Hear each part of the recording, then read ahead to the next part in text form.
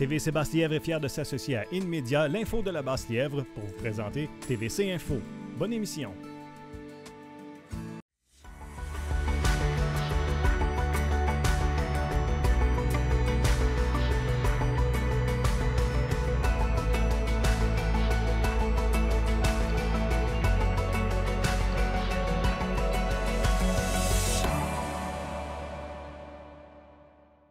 Cette semaine, 22 décembre 2021, la Société de transport de l'Outaouais pourrait discuter du retour des express dans l'est de Gatineau.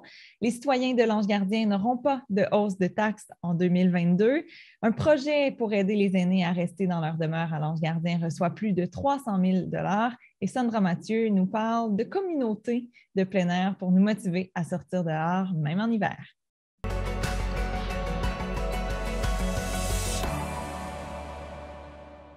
Comme à l'habitude, on rejoint notre collaborateur Yannick Boursier pour les actualités. Yannick, d'abord, la Société de transport de l'Outaouais pourrait discuter à nouveau du retour des express dans l'est de Gatineau, donc ici à Buckingham et à Masson-Angers.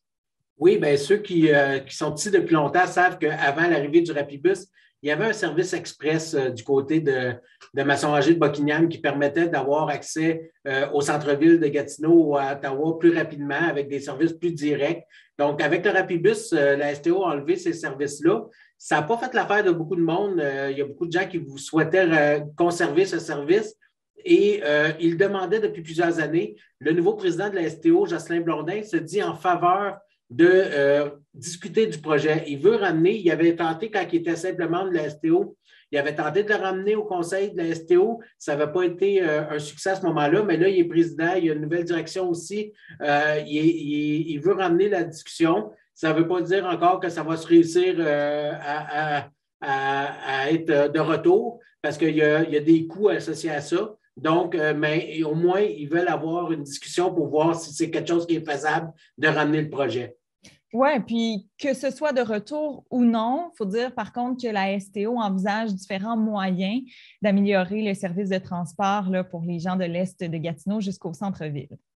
Oui, puis ça fait plusieurs années que la STO le dit, elle mise beaucoup sur le prolongement du Rapibus, d'abord jusqu'à Lorrain et ensuite jusqu'à l'aéroport pour pouvoir améliorer le service vers le centre-ville en provenance de l'est de Gatineau. Présentement, les plans, donc on sait, Lorrain, les travaux ont commencé. Ça devrait être fini pour 2023. Après ça, ça va être de voir qu'est-ce qu'on fait pour aller jusqu'à l'aéroport. Les travaux préliminaires vont commencer l'année prochaine du côté de la STO, nous dit Jocelyn Blondin. Donc, on va en savoir plus un peu. Lui, il croit que du côté de l'aéroport, il n'y aura pas de problème d'aller jusque-là. Il voit un beau stationnement incitatif aussi dans le secteur pour enlever beaucoup de véhicules sur l'autoroute 50, donc enlever un peu de trafic. Donc, on va voir. Et bien sûr, ils ont déjà parlé aussi plusieurs années de la possibilité de le prolonger jusqu'à Buckingham-Masson-Angers.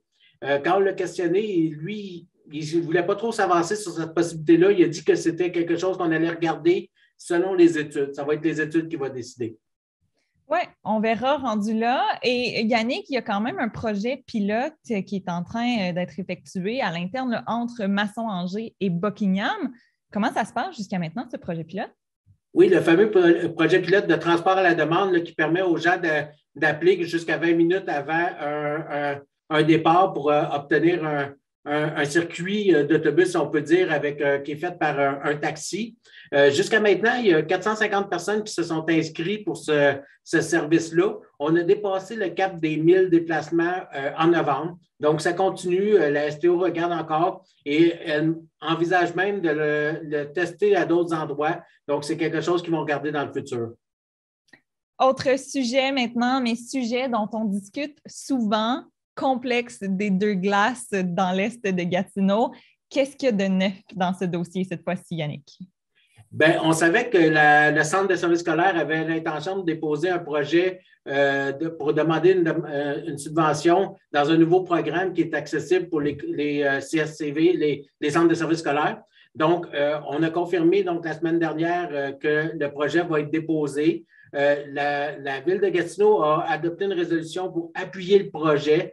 Donc, se dit d'accord pour négocier un partenariat avec le centre de services scolaires Cœur des Vallées si si le financement est octroyé. Donc, on a une ouverture du côté de la ville pour ce projet-là, projet Hormidas-Gamelin. Mm-hmm. Mais malgré cet appui au centre de services scolaires au Cœur des Vallées de la part de la ville de Gatineau, ben, la ville continue d'autres démarches, par contre, en même temps. Oui, bien, le conseiller de Buckingham, Edmond Leclerc, nous disait qu'il souhaitait qu'il y ait quand même une étude. Lui et son collègue de Masson-Angers, Mario Aubé, voulaient avoir une étude pour définir le meilleur emplacement, avoir en fait toute l'information pour décider du meilleur emplacement. Parce qu'on sait que, oui, on parle du projet du côté d'Hormidas-Gamelin, mais il y a eu d'autres endroits qui ont été parlés, notamment du côté de Masson-Angers. Donc, on va encore avoir une étude pour décider vraiment à quel endroit va être le meilleur, en fait, avoir toute l'information. Et ça serait la commission des sports qui devrait faire cette étude-là normalement. Mm-hmm. Cette commission des loisirs, des sports et du développement communautaire dont Edmond Leclerc fait partie, il siège sur cette commission, mais Edmond Leclerc fait partie aussi maintenant d'autres commissions.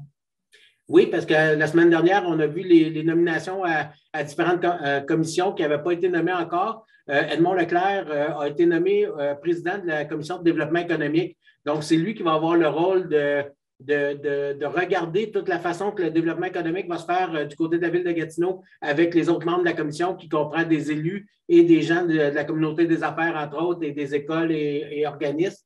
Donc, c'est quand même un rôle assez important pour un jeune conseiller, un nouveau conseiller aussi. Et d'ailleurs, il disait que, parce que je parlais entre autres du fait qu'il était un jeune conseiller à ce rôle-là, il trouvait intéressant de voir la place que les jeunes avaient eue au conseil dans les commissions. La mairesse avait laissé beaucoup de place à des jeunes pour des présidences de commissions et il trouvait ça intéressant. Donc, on va voir ce que ça va donner dans le prochain mandat. Oui, félicitations à Edmond Leclerc pour ses nouveaux défis. Toujours à Buckingham, il y a eu des travaux cette année sur la rue Joseph, mais ça engendre des changements pour les gens qui visitent les commerces là, de ce secteur. Quel changement ça occasionne? Bien, les travaux de la rue Joseph qui ont été faits de l'avenue Buckingham jusqu'à Bélanger, ça a emmené d'abord, premièrement, un élargissement des trottoirs. Et quand on parle d'élargissement des trottoirs, on parle d'une rue qui est beaucoup plus courte. Donc, le stationnement maintenant est permis seulement sur un des deux côtés. Avant, c'était permis sur les deux côtés.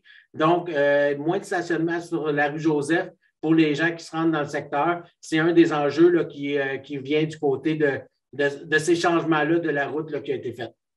D'ailleurs, Martin Lajeunesse, l'ancien conseiller municipal du secteur de Buckingham, avait suggéré avant le début des travaux que la rue Joseph soit aménagée pour qu'il y ait seulement un sens unique.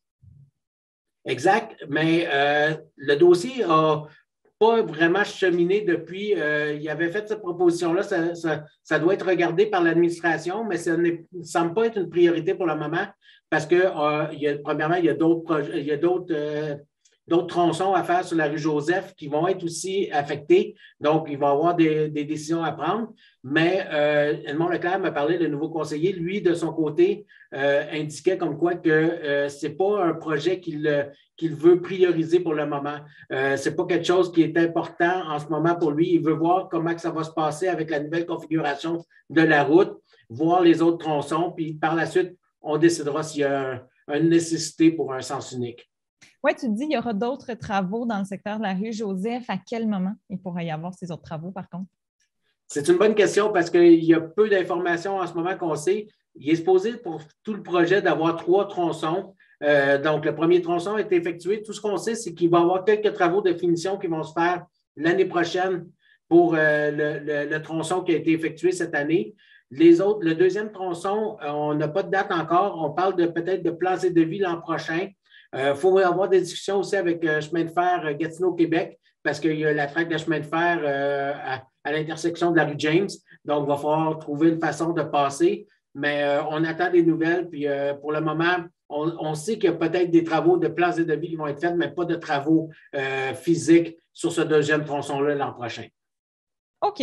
On quitte Buckingham Et là, on s'en va vers l'Ange gardien parce que les citoyens pour 2022 de l'Ange gardien n'auront pas de hausse de taxes, de hausse de tarification. Le nouveau budget a été adopté la semaine dernière. En terminant, Yannick, qu'est-ce qu'on retient de ce budget? Bien, c'est ça. Pour la première fois depuis plusieurs années, l'Ange gardien a décidé de geler autant ses taxes que ses tarifications. On explique la situation par les excellents résultats connus par la municipalité en 2020 et ceux qui sont attendus en 2021.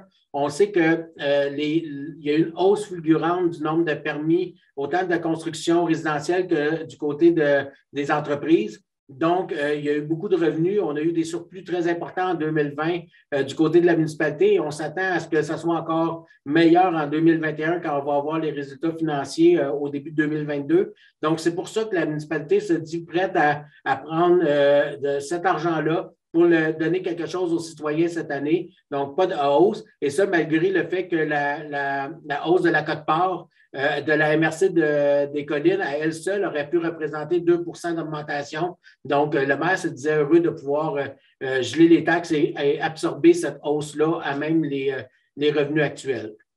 Oui, bien sûr. Yannick Bourtier, merci beaucoup et on se dit à 2022.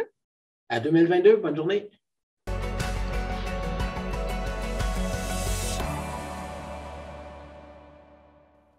Et on poursuit l'émission avec une autre très bonne nouvelle pour l'Ange gardien, puisque le projet Aide-moi vient de recevoir une aide financière de plus de 305 000 de la Fondation Mirella et Lino Saputo. Le projet Aide-moi est là pour aider les aînés pour leurs travaux légers extérieurs. C'est là pour les aider à rester dans leur demeure le plus longtemps possible. On peut penser à des travaux de peinture, de clôture, d'entretien de gazon, de plate-bande. L'hiver aussi, il peut y avoir des travaux d'effectuer.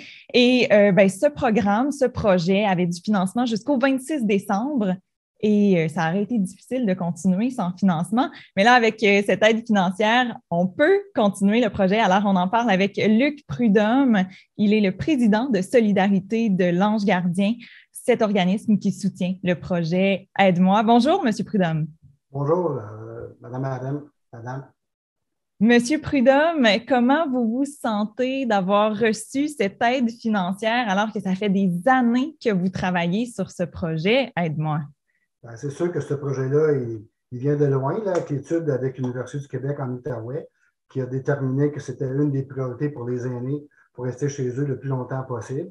Oui, on avait eu une subvention du ministère du Travail, de l'Emploi et de la Solidarité sociale pour payer une partie du salaire de notre chargé de projet jusqu'au 26 décembre. Mais la pérennité était bien, bien importante parce qu'avec les aînés, il faut que tu sois là, pour que tu sois capable de se fier à toi. Il faut que tu sois là tout le temps et que tu puisses revenir. C'est important que tu sois en continuité. Alors là, la subvention de la Fondation Mirella Lino Saputo arrive comme une bénédiction. Puis en plus, il nous assure le financement sur 5 ans. Donc, on va avoir le temps de roder notre façon de fonctionner et peut-être même d'agrandir notre territoire au courant de l'été prochain. C'est possible. Oui, à quoi va servir les fonds, là, les 305 000 $? Ça va servir à quoi? 305 000 $, c'est déjà bien placé. C'est évidemment le salaire de la chargée de projet, les charges de travail, les frais de déplacement, parce que Mme Bourgeois se déplace quand même beaucoup pour aller chez les aînés. La chargée de projet, donc Chantal Bourgeois. Projet, oui, c'est ça. Aller voir les travaux à faire, s'entendre sur comment ça va se faire et quand. Et des fois, même, elle fait le transport pour nos aidants, puisque nos aidants qui sont jeunes, souvent, ils n'ont pas d'auto, alors elle fait ce transport-là. Donc, quand même assez d'argent au niveau du frais de déplacement. Un peu d'argent aussi pour les envois postaux, parce qu'on s'est rendu compte avec les aînés que même si tu mets de la publicité sur Facebook, elle ne se rend peut-être pas tout à fait. Même si tu mets de la publicité dans les journaux, eux autres, il y a mieux quand c'est référé par quelqu'un, du bouche à bouche. Donc, à date, ce qu'on a trouvé de meilleur, c'est d'envoyer des envois postaux, des cartons dans toutes les demeures de l'Ange gardien. Là, à ce moment-là, les aînés, au moins, ils l'ont en main, puis ils vont s'en servir quand ils vont en avoir besoin. Donc ça, c'est quand même une bonne partie aussi de la subvention. Il y a un petit peu aussi de promotion qui est inclus là-dedans. Oui. Est-ce que vous pensez diminuer les coûts associés à ce projet? Parce que les utilisateurs du projet, si moi, par exemple, je reçois un aidant chez moi pour effectuer de la peinture sur une clôture, je vais devoir payer 10 $ par heure. C'est quand même un coût minimal, mais est-ce que vous pensez réduire ce coût-là? Actuellement, le CA n'a pas envisagé cette partie-là, tant qu'on n'aura pas rodé le projet au moins pour 1 an. Puis sur les 10 $ qu'on charge de l'heure, il y a 5 $ qui servent à compenser financièrement les aidants pour le frais de transport, parce que quand tu es aidant dans l'Ange Gardien, aussitôt que tu te déplaces pour aller chez quelqu'un, c'est alors que tu fais moins de 10 km. Des fois, c'est beaucoup plus. Alors, les bénévoles sont bien prêts à faire beaucoup, à donner beaucoup de leur temps, mais ils ne veulent pas que ça leur coûte quelque chose. Alors, il y a 5 $ qui va à ça. L'autre 5 $ qui pourrait, à un moment donné, peut-être être enlevé, c'est celui qui revenait à l'organisme, justement pour payer la chargée de projet. Mais il y a aussi là-dedans, qui rentre en ligne de compte, la publicité qu'on fait et les assurances. Parce que nos aidants, il faut qu'ils soient assurés. Puis ça, pour le genre de travaux qu'on fait, les assurances sont quand même assez élevées. Est-ce que ça a été difficile d'obtenir ce soutien financier de la part de cette fondation Mirella et Lino Saputo? Ça m'apparaît une fondation qui n'est pas dans la région, qui vient plutôt de Montréal. Est-ce que je me trompe?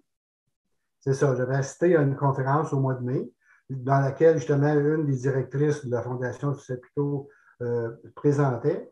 Puis eux autres, ce qu'ils disaient, c'est remplissez pas tout de suite des questionnaires, on en peut finir. Appelez-nous, présentez-nous votre projet. Nous, on est prêts à aider les projets qui changent la vie, c'est bien important, qui changent la vie des aînés ou des handicapés. Alors, si votre projet fait ça, on va être vraiment porté à vous aider. Donc, en fait, ça a été le téléphone le plus payant de ma vie. Par un téléphone, suite à ça, la directrice en question m'a dit envoyez-nous une lettre d'intention, on va présenter ça au comité. 2 semaines après, la totalité du projet a été acceptée. Donc, mais elle n'arrête pas depuis de m'envoyer des courriels 2 à 3 fois par semaine pour nous féliciter de ce qu'on fait, nous remercier et pour me mettre en lien avec d'autres organismes qu'on pourrait prendre certaines façons de fonctionner. Par exemple, il y a des endroits où c'est des handicapés mentaux qui se déplacent en groupe et qui vont chez les aînés pour faire des travaux genre communautaires. Là, donc, c'est peut-être quelque chose qu'on pourrait envisager aussi à moyen terme. Donc, n'arrête pas de nous dire, lâchez pas. Si le projet que vous avez chez vous devient bien fonctionnel et qui peut s'étendre un peu partout dans votre région et même dans la province, ce serait merveilleux parce que c'est un projet qui amène beaucoup d'entraide, d'empathie et de solidarité entre les gens. Les aidants, après qu'ils ont été quelquefois chez les demandeurs, c'est comme ça nous autres qu'on les appelle, ils se créent un lien, puis après ça, c'est comme ça devient facile, les gens, c'est très gratifiant pour les bénévoles, ces travaux-là. D'ailleurs, vous le dites, là, il pourrait y avoir une suite à ce projet. On ne sait pas encore ce que ce sera parce que ce n'est que le début de ce projet. Ça fait 6 mois que vous l'avez mis en place depuis la fin juin. J'aimerais savoir comment ça se passe jusqu'à maintenant. Quel bilan vous en faites de ces premiers 6 mois? Bien, évidemment, je vous parlerai des difficultés qu'on rencontre tantôt, là, mais actuellement, on a au-dessus de 150 heures de jumelage. On a 11 aidants, donc 6 qui ont fait beaucoup plus que 10 heures. On a 14 demandeurs dans l'Ange Gardien, donc 2 qui ont demandé plus de 25 heures de travaux. On a aussi des appels qui viennent de Gatineau, secteur Angers, Gatineau, secteur Buckingham, Lockhart-Ouest, Saint-André-Avelin, et même de la table de développement social des collines de l'Outaouais, qui voudrait peut-être faire un projet de développement pour développer ça dans quelques municipalités de la MRC des collines. Alors, ça va bien, ça va. Il faut se faire connaître. On est toujours un projet, on est loin d'être encore un modèle, mais on veut le devenir. Alors, il faut être capable de rouler à l'année. Puis là, on se rend compte que d'une saison à l'autre, les problématiques ou les genres de travaux ne sont pas du tout les mêmes. Même la façon de fonctionner pour le déneigement, tu ne peux pas jumeler un aîné et dire je vais y aller le jeudi matin. C'est pas jeudi qu'il va neiger. C'est le mardi. Alors, c'est complètement différent en hiver ou certains travaux. Puis à date, depuis qu'on a commencé seulement que la fin juin. Avec la COVID, tout se fait, mais tout se fait lentement. On aurait voulu être prêt au printemps, mais on ne l'était pas. On n'avait pas reçu la subvention salariale pour embaucher notre chargé de projet. Une chance, parce que s'il a fallu qu'il y ait un gros boom de demande quand on aurait commencé, on n'aurait peut-être pas été prêt Tandis que là, au moins, on y va doucement. On a de plus en plus de demandeurs à tous les mois. On a de plus en plus d'aidants. C'est sûr qu'il y a des demandeurs qui nous ont demandé au mois de juillet, qui ne nous demandent plus. C'est des travaux. Quand on n'a plus de travaux à faire, on n'en a plus. Mais la meilleure façon de fonctionner, il y en a 2 de nos demandeurs qui ont compris ça, c'est de demander quelqu'un 1 ou 2 heures par semaine, mais continuellement. Alors là, les gens sont habitués. Ils ont fait une petite liste. Voici ce que notre homme ou femme à tout faire pourrait faire cette semaine. Des fois, c'est des petites affaires mineures, réparation d'un cadre, accrocher une jardinière, réparer un petit peu de peinture ou juste aider à sortir les pneus d'hiver. Toutes des petites choses, mais qui ne sont pas capables nécessairement de faire ces gens-là. Alors, votre mission, elle est bonne, elle est là pour aider les aînés. Si vous voulez plus d'informations sur ce projet, si vous voulez être bénévole ou recevoir de l'aide, vous pouvez écrire à l'adresse courriel au bas de l'écran ou encore appeler au numéro de téléphone que vous voyez aussi au bas de l'écran et même appeler la municipalité de l'Ange-Gardien qui saura vous rediriger. Monsieur Prudhomme, merci beaucoup. Merci beaucoup de votre interview. C'est aussi intéressant. N'oubliez pas, ce n'est pas juste les aînés, c'est les proches aidants, les gens qui sont en convalescence ou même les gens qui sont en perte d'autonomie temporaire. Merci. Merci.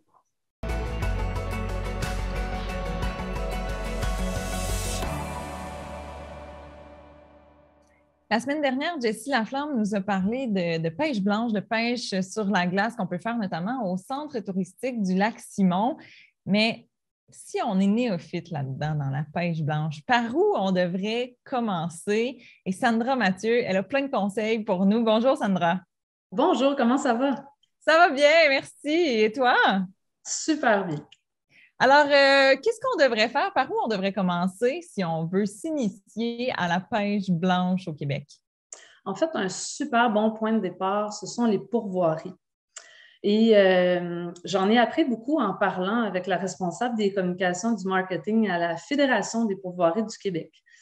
Donc, elle, ce qu'elle m'apprend, c'est que c'est en fait comme un tout inclus pour les néophytes qui ont envie d'essayer la pêche sur la glace, en famille notamment, parce que c'est une activité qui est encadrée, dans le fond, par le pourvoyeur qui est sur place, donc qui est là avec ses conseils. Les trous sont déjà faits pour nous. Donc, un bel avantage. Ils sont nettoyés. Donc, quand ils disent nettoyer, c'est qu'ils enlèvent la glace dans les trous. Ils installent des brimbales. Donc, les brimbales, c'est finalement le support là, qui tient la corde, qui va nous permettre d'attraper les fameux poissons, qui sont souvent des truites, on dit, quand on va à la pêche sur glace, là, qui sont même ensemencés. Pour nous, ça augmente nos chances de réussite en famille. OK. Fait que là, tu viens de m'apprendre un nouveau mot. Donc, les brimbales, c'est déjà bien de connaître un petit peu là, les termes à utiliser quand on parle de pêche blanche. Oui. Et puis, on les voit souvent là, dans les photos. Ce sont des petits supports là, qui sont installés au-dessus des trous. Puis ce qui est bien aussi, c'est que quand on a envie de se réchauffer, bien, pas loin, il y a des cabanes chauffées qui sont à disposition là, des participants. Ce que j'ai appris aussi, c'est qu'il y a même certaines pourvoiries qui ont des systèmes artisanaux de lampes chauffantes. Donc, ça permet de chauffer les trous pour qu'ils évitent de se remplir de glace. Donc, vraiment super chouette. Et puis, dans le fond, comment ça fonctionne, c'est que ça fonctionne par droit de pêche. Fait que, par exemple, à certains endroits, on peut dire un droit de pêche, ça inclut 5 trous, donc 5 brimbales qui sont installées, puis tu as une possibilité, dans ton droit de pêche, de prendre 10 truites. Donc, tu pourrais être, par exemple, 2 adultes, 2 enfants, avoir 2 droits de pêche. Donc, les enfants, c'est, disons-le, gratuit s'ils sont avec un parent. Fait que ça fait vraiment une belle activité pour toute la famille, je pense. Donc, dans les pourvoiries du Québec, on peut s'y rendre facilement. Il y en a plus de 50 au Québec, des pourvoiries. Est-ce que tu as une autre ressource aussi pour nous pour s'initier à la pêche blanche? Oui, bien, en fait, il y en a même plus de 50, mais il y en a en fait 54 qui offrent la pêche blanche. Fait que c'est quand même plusieurs. Puis oui, il y a un autre site où on peut aller, ça s'appelle Allons pêcher. Donc, c'est une carte interactive, allonspêcher.com.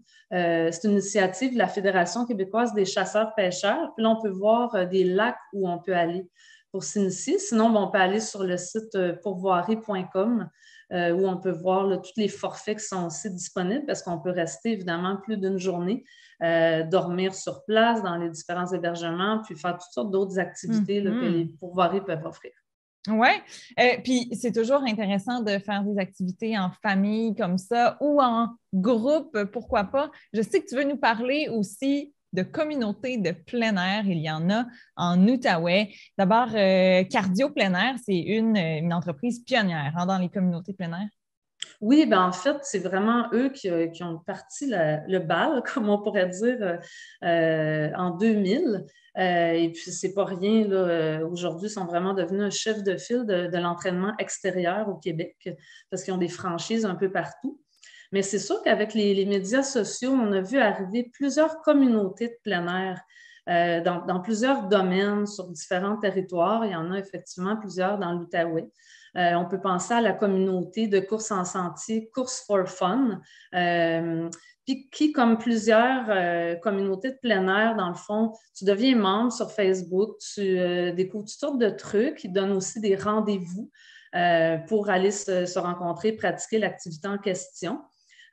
Souvent, c'est gratuit, ces communautés-là. C'est vraiment l'idée de créer un réseau, de s'encourager, de trouver la motivation. Qu'on n'a pas toujours si on est seul, puis de développer aussi des amitiés, puis par la suite partir avec ces gens-là, donc de façon plus spontanée, là, si on veut.